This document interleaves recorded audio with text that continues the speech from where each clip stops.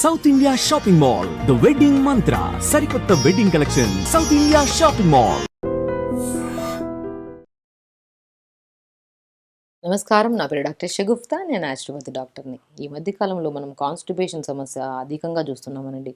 చిన్నపిల్లలలో ప్రత్యేకంగా మా పిల్లలు 2 డేస్ అయింది మోషన్కి వెళ్ళి, 1 వీక్ అయిందని చెప్పడంలో కూడా ఆశ్చర్యపోవాల్సిన అవసరం లేదు. ఎందుకంటే అలాంటి కేసెస్ ఈ మధ్య ఎక్కువ వస్తున్నాయి మన దగ్గరికి. సో ఎందుకు ఈ కాన్స్టిపేషన్ ప్రాబ్లం అధికంగా అవుతుంది? ఈ మలబద్ధకం అంటారు, ఎందుకు అధికంగా అవుతుంది? అసలు మలబద్ధక సమస్య ఏ అలవాట్ల వల్ల వస్తుంది? సో దీనివల్ల ఇది సమస్య ఉంటే ఎలాంటి కాంప్లికేటెడ్ డిసీజెస్ వస్తాయి? నిజంగానే డిసీజెస్ వస్తాయండి. ఇప్పుడు మనము ప్రతిరోజు మల విసర్జన జరగాలి. సో ఎవ్రీడే మోషన్కి వెళ్ళాలి. అది కూడా 2 to 3 మినిట్స్లో పేగులో ఉన్న ఫ్లష్ అంతా క్లీన్గా ఎలిమినేట్ చేయాలి. ఈ చెత్త అంతా ఎలిమినేట్ అవ్వకుండా అలా పేగుల్లో ఉండిపోవడం వల్ల, దానివల్ల శరీరం అంతా స్మెల్ రావడము, పింపుల్స్ రావడము, హెయిర్ ఫాల్ అవ్వడము, ఆ బాడీ కూడా అనీజీగా లెథార్జిక్గా మారిపోతుంది. ఇప్పుడు నిజమే కదా, మనం ఒక రూమ్ని మంచిగా క్లీన్గా ఉంచుకుంటే హ్యాపీగా ఇంట్లోకి వెళ్ళి హ్యాపీగా ఉండగలుగుతాం. సో లేదు, ఆ రూమ్ అంతా చెత్తగా ఎప్పటి నుంచో పేరేసిన వండిన వంటలు కానీ, లేదంటే కట్ చేసిన వెజిటబుల్ స్మెల్ అదంతా అక్కడే ఉందనుకో, 4 రోజుల తర్వాత ఆ రూమ్లోకి వెళ్తే ఒక విచిత్రమైన స్మెల్ వస్తుంది. మనం ఆ రూమ్లోకి ఎంటర్ అవ్వడానికి కూడా ఇబ్బంది పడతాం. అలాగే ఎగ్జాక్ట్లీ మనం తిన్న ఫుడ్, ఫ్రెష్ ఫుడ్ తింటాము. దాంట్లో ఏదైతే మనకి ఎలిమినేట్ అవ్వాలో ఆ ఎలిమినేషన్ అంతా పేగుల్లోకి వచ్చి పేరుకుపోతుంది. ఆ పేరుకుపోయింది మనం నీట్గా ప్రతిరోజు మార్నింగ్ ఎలిమినేట్ చేయాలి. ఆ ఎలిమినేట్ చేయకుండా 2, 3 రోజుల నుంచి ఆ పేగుల్లో పేరుకుపోయిన దాన్ని ఉంచి ఉంచి ఉంచి ఆ పేగులంతా స్మెల్ వచ్చేస్తాయి. ఆ పేగులు కనెక్ట్ అయి ఉండేది స్టమక్కి కనెక్ట్ అయి ఉండేది ఈసోఫెగస్ కనెక్ట్ అయి ఉండేది నాలుక. చూసారా సిస్టమ్.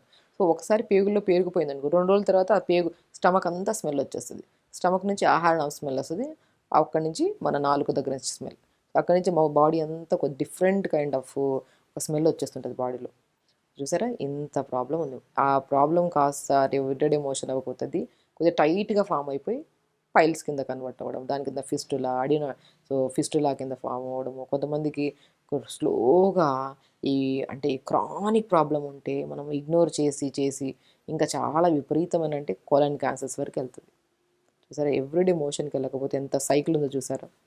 సో కంపల్సరీ ప్రతిరోజు మార్నింగ్ లెగిస్తే ఆటోమేటిక్గా మోషన్ అవుతుందండి. లేట్గా లెగడం వల్ల, సో రేపు వెళ్దాంలే, ఎల్లుండి వెళ్దాంలే, పోస్ట్‌పోన్‌మెంట్స్ ఎక్కువైపోవడం వల్ల ఆ మోషన్ కాస్త ఎవ్రీడే పాస్ అవ్వాల్సింది అవ్వక దాన్ని కాస్త ఈ రకరకాల సమస్యలు తెచ్చుకుంటున్నాం. నేనేమంటాను, వాటర్ బాగా తాగండి. అసలు కాన్‌స్టిపేషన్ ఉంటే ఏం ఫుడ్‌లు తినాలి, ఏం చేయాలంటారు? నేను అన్నిటికంటే ఇంపార్టెంట్ వాటర్ బాగా తాగండి అంటాను. మనం per day at least 3-4 litres water తాగామనుకోండి, మనం తిన్న ఫుడ్ అంతా డైజెషన్ అయ్యి నీట్‌గా ఎలిమినేట్ అవుతుంది. అసలు వాటర్ మేజర్ థింగ్ వాటరేనండి. మనం కాన్‌స్టిపేషన్‌కి ఏదైనా రెమెడీ చెప్పమంటే నేను ఒక్కటే అంట, ఫస్ట్ మీరు వాటర్ బాగా తాగారండి, ఆటోమేటిక్‌గా సమస్య పోతది. దాని తర్వాత రండి ఇంకా ఆ ప్రాబ్లమ్ సాల్వ్ కాకపోతే అప్పుడు నేను ఏమి యాడ్ చేయాలో ఫుడ్‌లో యాడ్ చేయమంటాను. సో పిల్లలు ఎక్కడ వాటర్ తాగుతున్నారు? నేను అడిగితే ఈ ప్రాబ్లమ్‌తో వచ్చే వాళ్ళకి ఎంత వాటర్ తాగుతారంటే 2 గ్లాసెస్, 3 గ్లాసెస్. ఆశ్చర్యపోస్తది ఒకసారి.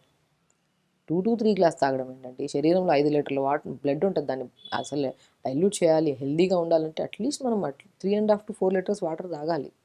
ఇంకా రిమైనింగ్ మనం ఫైబర్ ఉన్న ఫుడ్స్ కానీ, మజ్జిగలు తాగుతూ ఉంటాము, ఉడకబెట్టిన రైస్ ఇవన్నీ తింటున్నాం కాబట్టి అక్కడి నుంచి వాటర్ వస్తాయి. సో అక్కడి నుంచి మన ఈ 1 లీటర్, ఈ 3.5 లీటర్, 1 లీటర్, 4 లీటర్స్ అన్నా, 4.5 లీటర్ అన్నా కవర్ చేయొచ్చు. సో వాటర్ లేకపోతే ఎక్కడ? So constipation leads to less water. Water సరిగా తాగకపోతేనే మోషన్ సరిగా రాదు. దానివల్ల స్కిన్ హైడ్రేటెడ్గా ఉండకపోవడం వల్ల స్కిన్ డ్రై అయిపోవడము, ఫేస్ పాడవడం, పింపుల్స్ రావడం, హెయిర్ ఫాల్ అన్నీ కాన్స్టిపేషన్తోనే కనెక్ట్ అయి ఉంటాయి. సో దయచేసి నేను ఒకటే అంటాను, కాన్స్టిపేషన్ రావడానికి మొట్టమొదటి మేజర్ పార్ట్ వాటర్ సరిగా లేకపోవడం వల్ల. మీరు ప్రాపర్ వాటర్ తాగండి, ఎవ్రీడే ఫ్లష్ అయిపోతుంది. ఇప్పుడు మనము ఒక మోతాదులో ట్యాప్ వదిలాము, స్లోగా వస్తున్నాయి వాటర్, అప్పుడు ఏమవుతుంది, చిన్నగా తక్కువగా వాటర్ వదిలామనుకోండి, ఆ మన పైప్ లైన్లో ఉన్న చెత్త అంతా అక్కడక్కడక్కడక్కడ పేరుపోని ఉంటుంది. పోతాయంటే కానీ వాటర్ చిన్నగా పేరు. అసలే ట్యాప్ వదలలేదు, కొద్దిగా 1 డ్రాప్ బై 1 డ్రాప్ ఆ పేరుకుపోయిన చెత్త అంతా అక్కడ మన పేగుల కింద కన్వర్ట్. ఇప్పుడు పేగులు చూడండి, ఎగ్జాంపుల్ మనం ట్యాప్ కింద, మనం ట్యాప్లో వచ్చే పైప్ని కనెక్ట్ చేసిన దాన్ని మనం ఎగ్జాంపుల్గా తీసుకుంటున్నాం. అదేమవుతుంది, క్లీన్గా ఫ్లష్ అవ్వదు. అదే ఫోర్స్ఫుల్గా మనం వాటర్ వదిలామనుకోండి, నీట్గా ఫ్లష్ అయిపోతుంది, ఎక్కడ చెత్త చెదారం అంతా ఉంటుంది. సో ఎగ్జాక్ట్లీ అలాగే మనం తాగిన వాటర్ ప్రాపర్గా ఉంటే పేగుల్లో ఉండేదంతా చెత్త అంతా ఎక్కడ పేరుకుపోకుండా ఆ లోపల ఉన్న వాల్స్ కూడా ఫ్లష్ అయిపోయి నీట్గా బయటకు వస్తాయి. వాటర్ చూసారు ఎగ్జాంపుల్ మనం అలా తీసుకున్నాం. సో వాటర్ మనకు కరెక్ట్గా ఉంటే ప్రాపర్ డైజెషన్ అవుతుంది. ఆ డైజెషన్ అయిపోయి కొద్దిగా టైట్గా థిక్గా ఉండకుండా అది డైల్యూట్ అయిపోవడం వల్ల నీట్గా ఫ్లష్ అయ్యి మోషన్ ద్వారా వెళ్ళిపోతుంది. వాటర్ బాగా తాగండి. ఈవెన్ దో వాటర్ కూడా ఎలా తాగుతారు, కొంతమంది లేచిన వెంటనే 1 లీటర్ తాగేయడం, తర్వాత పగలంతా తాగకపోవడం, మళ్ళీ లంచ్కి ముందో డిన్నర్కి ముందో మళ్ళీ ఒకసారి వాటర్ తాగడం, మన డిన్నర్కి ముందు కొద్దిగా వాటర్ తాగడం. ఇలా వాటర్ తాగకూడదు. మనం మార్నింగ్ లేచినప్పటి నుంచి 11 గంటల వరకు 1 లీటర్ తాగండి. 11 గంటల నుంచి 2 గంటల వరకు 1 లీటర్ తాగండి. సో డివైడ్ చేయండి కొద్ది 2 నుంచి 4 వరకు 1 లీటర్. ఇక్కడ చాలా ఇంపార్టెంట్. మనం లంచ్ 12:30 to 1 తింటామా, సో దాని తర్వాత ఒక హాఫ్ అన్ అవర్ తర్వాత నుంచి వాటర్ తాగడం స్టార్ట్ చేయాలి. సో 2 to 4 or 5 వరకు ఒక 1 లీటర్, 4 to 7 వరకు ఒక హాఫ్ లీటర్ అన్న 700 ml అన్న. సో ఆల్మోస్ట్ 3.7 వరకు ఇలా వాటర్ పెట్టేసుకున్నాము. రిమైనింగ్ మనం లంచ్ తర్వాత పల్చటి మజ్జిగ తాగుతాము, మార్నింగ్ ఏదైనా డీటాక్స్ వాటర్ తాగుతాము, జ్యూసులు తాగుతాము, ఫ్రూట్స్ తింటాము, వీటన్నిటితో ఒక 1 లీటర్, అలా 4.5 లీటర్ వరకు ఆర్ 4 లీటర్స్ వరకు కవర్ చేసామనుకోండి, అసలు సమస్యలే రావండి. ఒక మనిషి హెల్తీగా ఉండాలంటే ఎంత ఫుడ్ అవసరమో దానికి మోస్ట్ ఇంపార్టెంట్, దానికంటే ఆ ఫుడ్ని డైజెషన్ చేయడానికి కూడా వాటరే. అసలు ఎవరైనా ఏ సమస్యతోనే వస్తే మన దగ్గరికి ఫస్ట్ వాటర్ బాగా తాగిరండి, కరెక్ట్ స్లీప్ సెట్ చేసుకొని రండి, ఆటోమేటిక్గా ఆ సమస్య పోతుంది అంటుంటాను నేను. సో ప్రాపర్ వాటర్కి చాలా ఇంపార్టెన్స్ అండి. అది ఈవెన్ దో నేను వాటర్ కూడా చెప్తుంటాను, ఈ మధ్య వాటర్ కూడా చాలా డిఫరెంట్ వస్తున్నాయి, అసలు వాటర్ కూడా అసలు కెమికల్స్ వచ్చాయని కలుపుతున్నారంట. నేను ఏమంటానంటే మనం రాగిది కానీ మన బింది కానీ లేదంటే మట్టి కుండ కానీ తెప్పించుకోండి.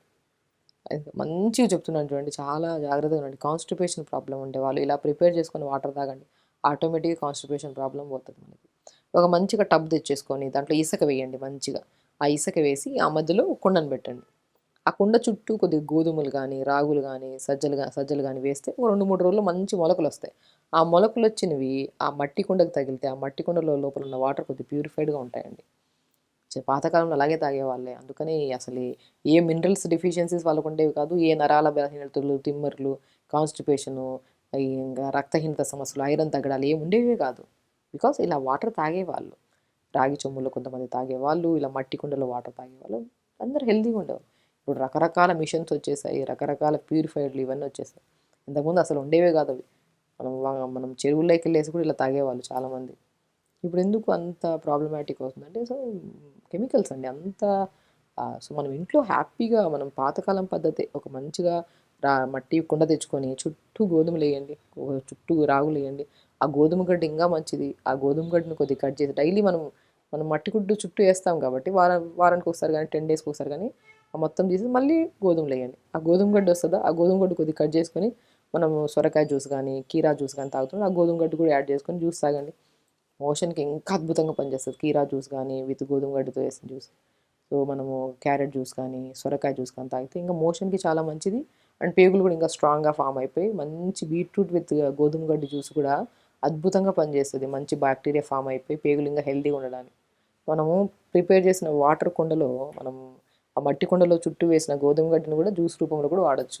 మనం ఇంట్లో ప్రిపేర్ చేసుకున్న గోధుమ గడ్డిని మనం జ్యూస్ రూపంలో వాడితే ఇంకా మంచి న్యూట్రిషనల్ ప్రాబ్లమ్స్ రాకుండా హెల్తీగా ఉంటాం. నరాల తిమ్మిర్లు, బలహీనతలు రావు.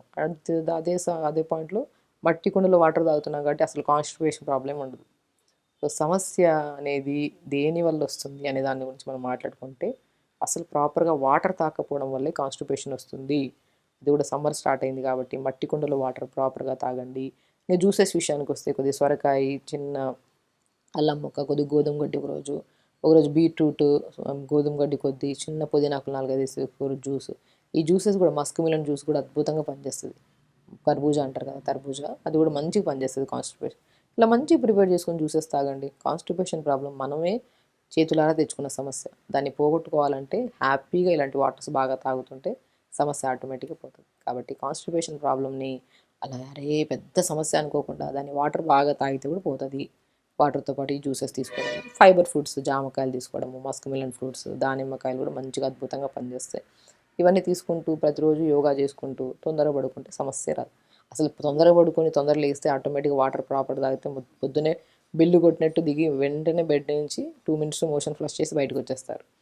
కాబట్టి సమస్య అనేది మనం తెచ్చుకుంటున్నామా మన చేతులారా, లేదంటే నీళ్ళు తాకపోవడం వల్ల, లేట్గా లేకడం వల్ల, సంథింగ్ ఏదో ఫిజికల్ యాక్టివిటీ లేకపోయి 3 సెట్ చేసుకుంటే ఆటోమేటిక్గా ఈ సమస్య కాదు ఏ సమస్య రాదు మనకి. సో కాబట్టి హెల్తీగా ఉండండి, హ్యాపీగా ఉండండి. నమస్కారం.